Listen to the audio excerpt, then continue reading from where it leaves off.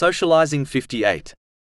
In a narration found in Sunan Abu Dawood, number 4992, the Holy Prophet Muhammad, peace and blessings be upon him, indicated that speaking about everything one hears to others is enough to make them sinful.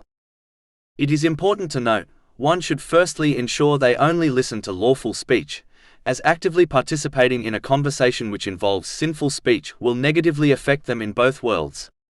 A Muslim should try to avoid conversations involving vain and useless speech, as this often leads to sinful speech and is a waste of one's precious time, which will be a great regret for them on Judgment Day, especially when they observe the reward given to those who utilize their time correctly. Secondly, they should ensure that they do not relate everything they hear to others, as this can easily lead to backbiting and slandering, which are major sins. It also often leads to fractured and broken relationships, especially amongst relatives, as negative feelings are generated in the hearts of people when they hear things that were not intended for them. A Muslim should only relate things they hear, if they can avoid sins, and if the information is beneficial to others. In addition, the information they pass on must be verified and authentic, as conveying things which are not verified contradicts the command of the Holy Quran. A Muslim who intends to benefit people may well harm them by acting in this manner. Chapter 49 Al-Hujurat, verse 6.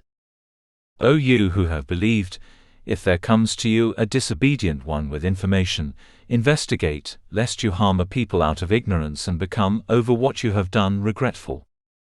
One must instead control their speech so that they only speak good or remain silent, as vain and sinful speech only leads to stress and trouble in both worlds.